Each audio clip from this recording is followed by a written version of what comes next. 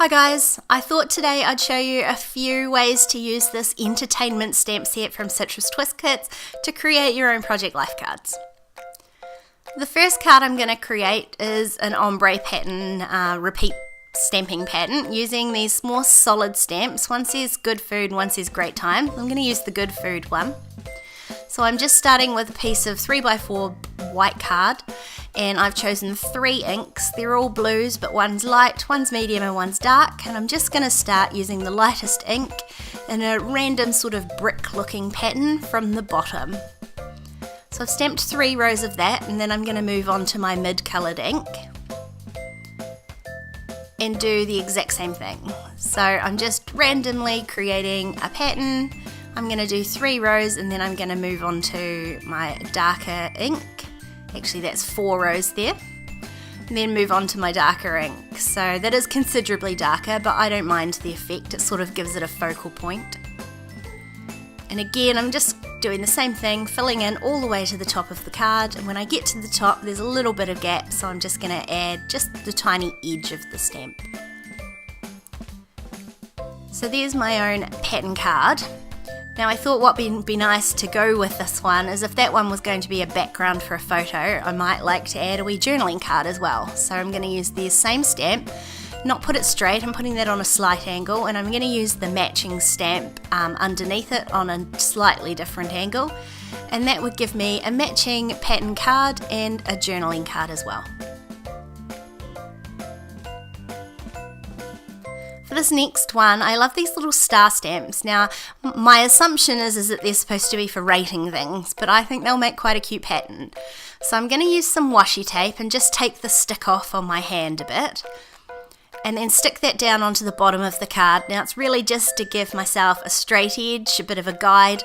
Especially when I'm doing these videos, it's hard to make sure that I'm getting the stamp straight without having my big fat head in the camera.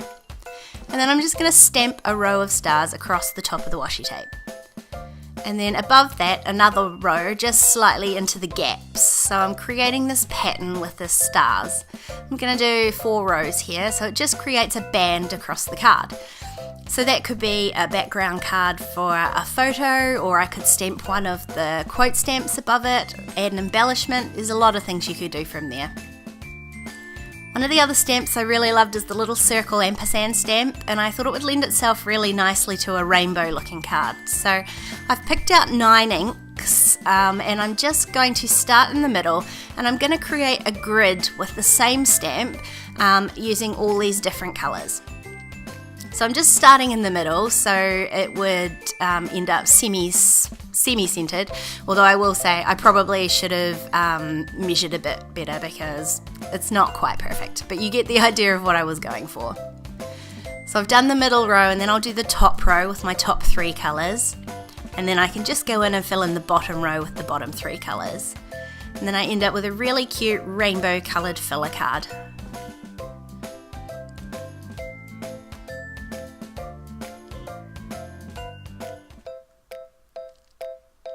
So as well as creating cards, you can also make your own embellishments. I'm going to use that same ampersand stamp on this little jagged edge circle. I don't know what you want to call it. I did it really poorly the first time. The second time I ended up centered.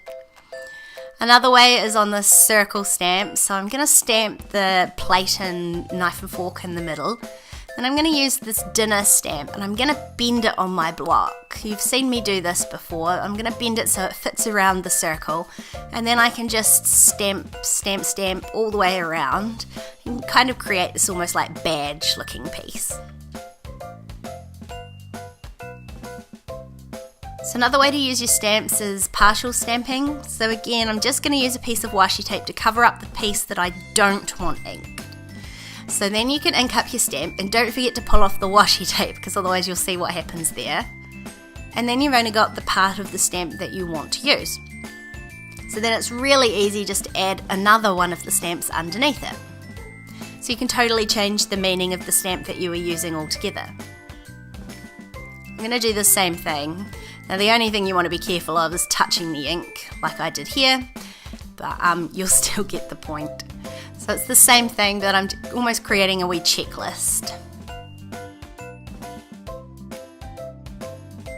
Now a slightly more complicated way to do partial stamping is using that exact same technique, but I'm going to split this stamp into 2 different colours. So very carefully using little pieces of washi tape to cover up the part that I don't want, which just happens to be just this little piece I want in the middle. So I'm going to stamp that in black and then pull off the washi tape and stamp that down.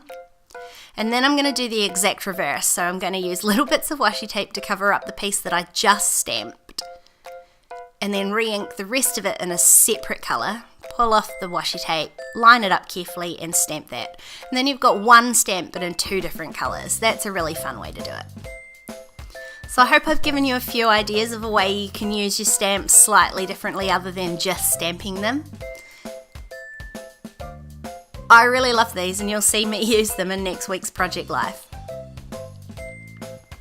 If you want to keep watching, there's a couple more videos on screen.